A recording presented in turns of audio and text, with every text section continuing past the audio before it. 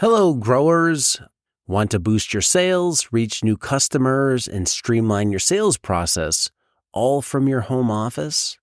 Ready Farmer One, my book, is your ultimate guide to making it happen. Imagine increasing your farm's revenue without ever spending a Saturday at the farmer's market. The book will show you how to create, design, and market an online farm store.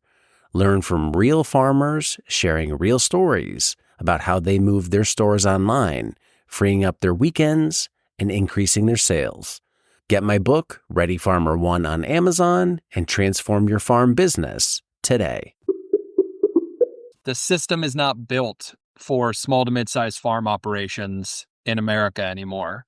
Our systems, our family farms are continuing to decrease. The number of farms is going down. The average size of the farm is going up. The average age of the farmer is going up. And so farm systems for the food system and farm systems on the actual land and the farm are not built to actually move food through that system. Built for commodities, it's built for, large scale kind of globalization of product. But when you want to take a farm and turn it into a place that makes food for its community, it takes a lot more time, resource investment, infrastructure build out. Like you said, especially outside of some of these major metropolitan areas, oftentimes the food system is not really at its optimum. Those farms that produced food for their communities have since faded away. And so going back in, like Mark said, to find those farms that are salvageable, that have the resources, we're going to try to find those, grab onto them, not let them go. And then on the flip side, we're also finding that we have to, when the conservation fund steps out and buys a farm on behalf of a next generation farm business owner, we are doing a lot of co-investing with that producer, especially early things that don't really have a value to the farm real estate, like deer fencing, wells, cross fencing, home improvements, things that will be critical to the farmer's business and their well-being and their actual ability to deliver a crop, but are not really valued by an appraiser or anyone else who's looking at real estate. And so, we go in, we oftentimes are helping those farmers by making some key investments alongside them, using our ability to raise philanthropic dollars to help that farm business grow and be successful. But at the same time, we also go out and make sure that the community and ecosystem of farm services is also meeting that farmer as they're growing that business. So it's not just the conservation fund and a farm business in partnership. It's the conservation fund and a farm business planner that we have on retainer that any farmer can come and use as they want to and learn and grow and spend time with them. Yeah. Any farmer in our program can go and get any amount of hours they want from that business planner. They also support with bookkeeping and things like that. We are really intentional about not just saying, oh, well, you can go and get an NRCS grant. We go and we get the NRCS district conservationist and we drag them out to the farm and we pair them with the local extension agent and drag them out to the farm and say, this is now a farm.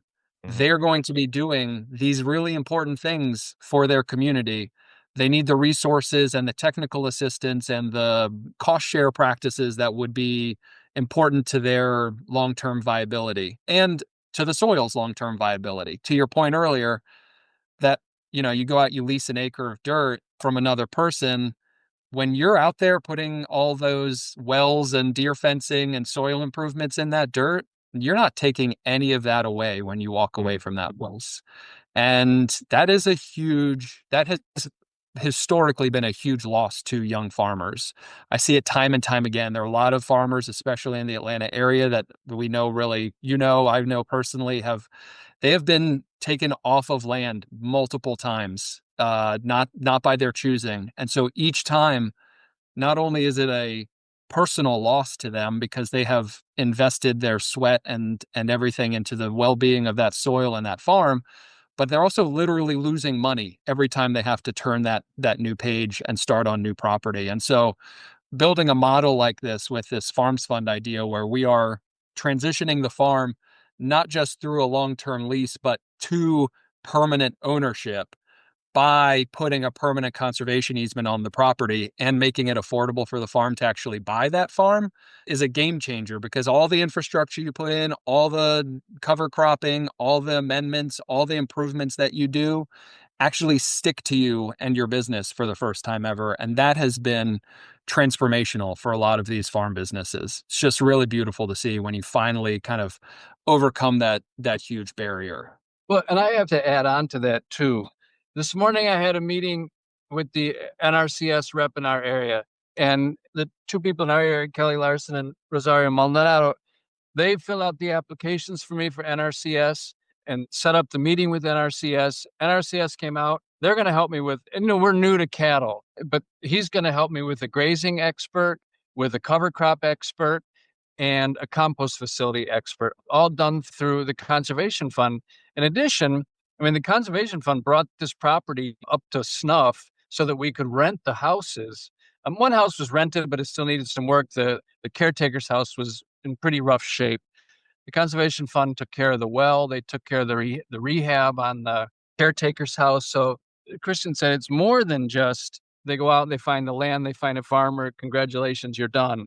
They are really investing time and energy. I have the FDA inspection June 9th. I thought she called me last year, for I don't even know what it is, but I emailed Kelly and Rosario from this area, and Kelly's like, I've been through it. We'll set up a meeting. I'll get you started for it. The support has been amazing from the Conservation Fund. And I think some people might look at it and say, nah, too good to be true. You guys have been terrific, and I'm so grateful for it. It really has made this transition spectacular. It's really exciting. I was just going to say, I get so excited about this stuff. Mark's made an important point. GAP certification is such a critical piece of that puzzle. Again, it's another thing that's just like, oh, okay, so I need to get organic certified.